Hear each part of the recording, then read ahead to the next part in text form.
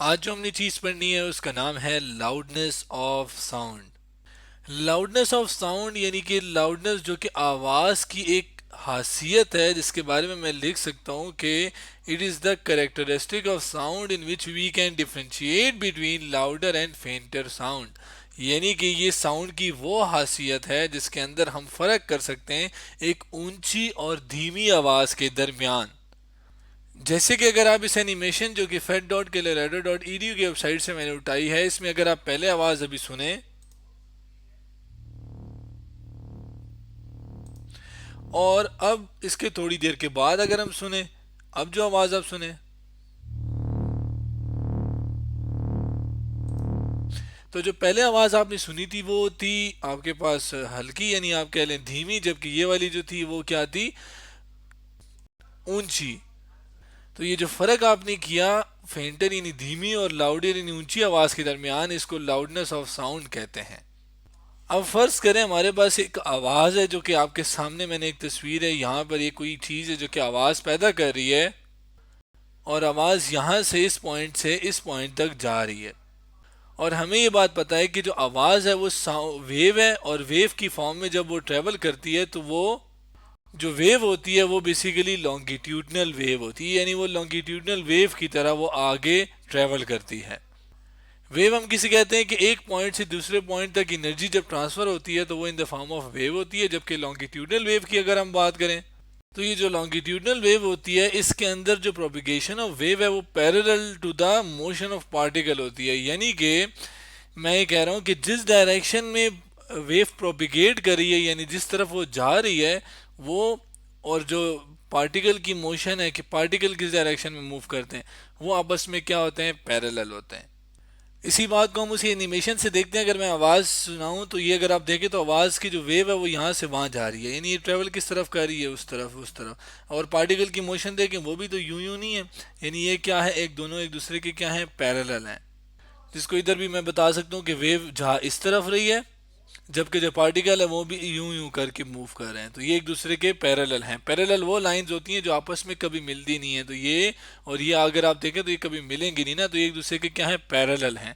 तो ये जो वेव की मोशन होती है वो पैरेलल होती है किसके, मोशन ऑफ द पार्टिकल्स के।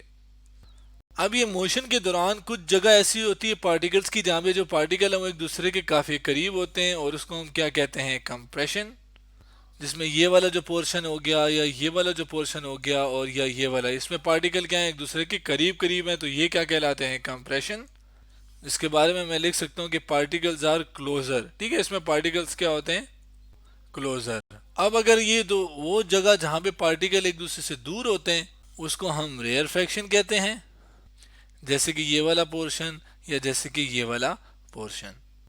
जिसके बारे में मैं लिख सकता हूँ कि जो पार्टिकल्स हैं, particles are far from each other, यानी वो एक दूसरे से क्या होते हैं, दूर होते हैं।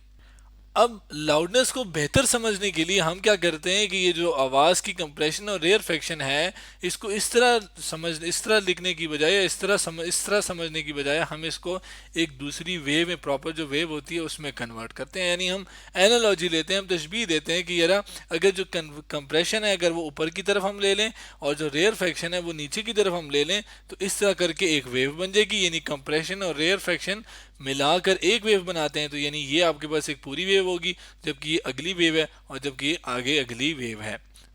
तो यूं हम कह सकते हैं कि ये जो लॉन्गिट्यूडनल वेव है इसको हमने इस तरह तशबीह एक किस्म की दे दी है। जाहिर है ट्रेवल तो साउंड इस तरह करती है, लेकिन अपनी आसानी के लिए हम इसको इस तरह कर लेते हैं। भला क्यों, इसमें अगर आप देखें तो ये इस पॉइंट से लेकर जो यहाँ तक जो डिस्टेंस है इसको हम क्या कहते हैं, एम्पलीट्यूड। अब असल में जो लाउडनेस है वो एम्पलीट्यूड से रिलेटेड होती है। यानी हम जब कहते हैं ना कि एक आवाज़ ऊंची है या एक आवाज़ धीमी है, तो वो असल में उसका एम्पलीट्यूड में फ़र्क आता है। तो कौन कौन सी चीज़ें हैं जो लाउडनेस के ऊपर डिपेंड, या सॉरी जिससे लाउडनेस पे फ़र्क आता है, यानी हम अगर फैक्टर्स देखें लाउडनेस के जिनके ऊपर वो डिपेंड करती है, तो हम फैक्टर्स की बात यहाँ पे कर लेते हैं। और ये फैक्टर अफेक्टिंग लाउडनेस में अगर हम पहले फैक्टर की बात करें तो वो पहला फैक्टर क्या है, vibrational amplitude of source of sound. यानी कि जो चीज़ आवाज़, जो कोई सोर्स आवाज़ पैदा कर रहा है उसका एम्पलीट्यूड क्या है। यानी कि अगर हम इस तस्वीर में देखें और समझें ये दो आवाज़ें हैं, और उन दो आवाज़ों को हमने इस तरह वेव में ड्रॉ किया हुआ है। तो अगर आप इधर का एम्पलीट्यूड देखें जो कि यहाँ से लेकर यहाँ तक है, जबकि अगर आप इसका एम्पलीट्यूड देखें जो कि यहाँ से लेकर यहाँ तक है, तो जाहिर है अगर आप इसको देखें तो इसका एम्पलीट्यूड क्या है, ज़्यादा है। जिसको मैं अगर ए कह रहा हूँ तो ये एम्पलीट्यूड इसका ज़्यादा है, जबकि इसका एम्पलीट्यूड क्या है, कम है। तो जिसका एम्पलीट्यूड ज़्यादा होगा जिस आवाज़ का, उसकी आवाज़ की जो लाउडनेस है वो क्या होगी, ज़्यादा होगी। और ये कितनी ज़्यादा होगी, यानी अगर आप लाउडनेस के अगर फैक्टर की बात करें तो अगर एक चीज़ ज़्यादा, यानी अगर मैं एम्पलीट्यूड को क्या कर रहा हूँ, ज़्यादा कर रहा हूँ, तो जो लाउडनेस है वो भी बढ़ रही है, लेकिन किस तरह बढ़ रही है, स्क्वायर के लिहाज से। यानी कि अगर मैं एम्पलीट्यूड को दुगना बड़ा कर दूं, 2 गुना बड़ा कर दूं, तो ये 2 का स्क्वायर क्या हो जाएगा, 4। तो लाउडनेस जो है वो 4 गुना बढ़ जाएगी। जिसमें ए याद रखिएगा एम्पलीट्यूड की बात कर रहा हूँ, ये पूरे फैक्टर को मैं ए कह रहा हूँ। अगले फैक्टर की अगर बात की जाए तो वो है surface area of the source of sound. यानी जो चीज आवाज पैदा कर रही है ना, सोर्स, उसका सरफेस एरिया कैसा है।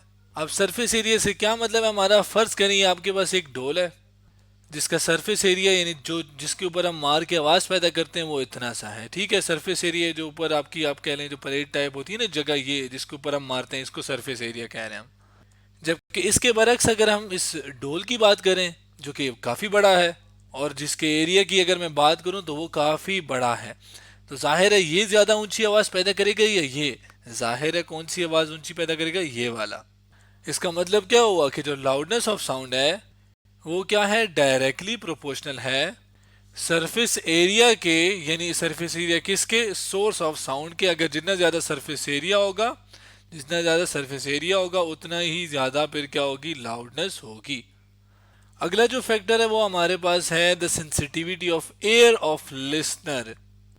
यानी कि जो कान हैं, एयर्स हैं, वो कितने हसास हैं, उनकी सेंसिटिविटी कैसी है उसके ऊपर भी डिपेंड करता है। फर्ज करें एक बंदा है जो कि ओल्ड है, यानी बूढ़ा है। अब जाहिर है उसके बूढ़ा जब इंसान होता है तो उसके कान की जो सेंसिटिविटी है वो क्या होना शुरू हो जाती है, कम होना शुरू हो जाती है, उसको इतना आसानी से आवाज़ सुनाई नहीं देती।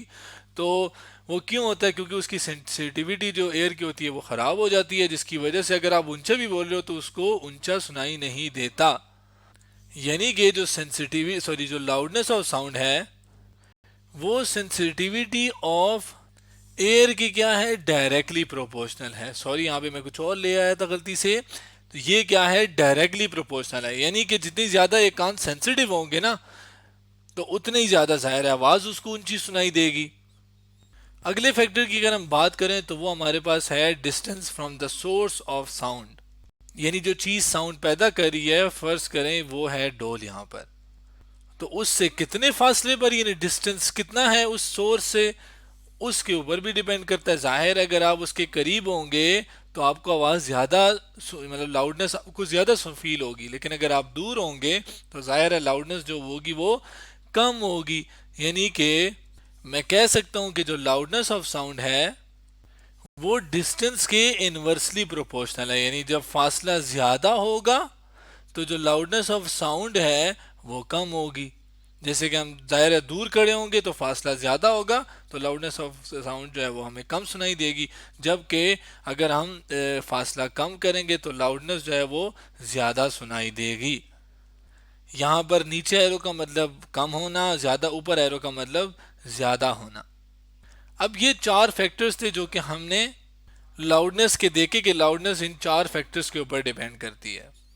अब इसमें एक और चीज़ कि ये जो एम्पलीट्यूड वाली बात थी, इसको मैं ज़रा रिपीट करना चाह रहा हूँ यहाँ पे, क्योंकि इसके अंदर एक चीज़ मेरे से मिस हो गई कि एम्पलीट्यूड हम कहते हैं कि यहाँ से लेकर यहाँ तक का फासला, लेकिन अगर हम इसकी बात करें तो यहाँ पे एम्पलीट्यूड क्या है, इसको हम एनिमेशन से देखते हैं। फ़र्ज़ करें ये वही मैंने एनिमेशन जो कि fat.galileo.edu वाली है, इसमें मैं आवाज़ पैदा करता हूँ लेकिन एम्पलीट्यूड ज़्यादा है, ठीक है। तो अगर आप देखें तो ये पार्टिकल जो मूव कर रहे हैं ये इस तरह मूव कर रहे हैं और इनका एम्पलीट्यूड क्या है, ज़्यादा। मैं क्या करता हूँ, यहाँ से एम्पलीट्यूड क्या करता हूँ, कम करता हूँ, और फिर मैं आवाज़ पैदा करता हूँ। तो अगर आप देखें तो अब इतना वाज़े नज़र नहीं आ रहा, क्योंकि वो जो डिफरेंस था ना, आप कह लें डिफरेंस, हम एम्पलीट्यूड बढ़ा दो ताकि थोड़ा सा वाज़े हो। अब अगर आप देखें जो पार्टिकल्स जहाँ पे ज़्यादा थे वहाँ पे इतने ज़्यादा नहीं है। क्यों, क्योंकि अब एम्पलीट्यूड क्या हो गया, कम हो गया। यानी आप कह सकते हैं ये जो पार्टिकल का यहाँ पे साइज है ना, ये वाला, ये कम हो जाएगा अगर एम्पलीट्यूड कम करेंगे, और अगर एम्पलीट्यूड ज़्यादा होगा तो ये जहाँ बहुत सारे पार्टिकल कंप्रेशन में आ जाएंगे, यानी कंप्रेशन वाला जो पोर्शन है वो बढ़ जाएगा। इसका मतलब यही है कि एम्पलीट्यूड क्या हो गया, बढ़ गया। तो आज हमने लाउडनेस ऑफ साउंड के बारे में पढ़ा और ये देखा ये कौन से फैक्टर्स के ऊपर डिपेंड करता है।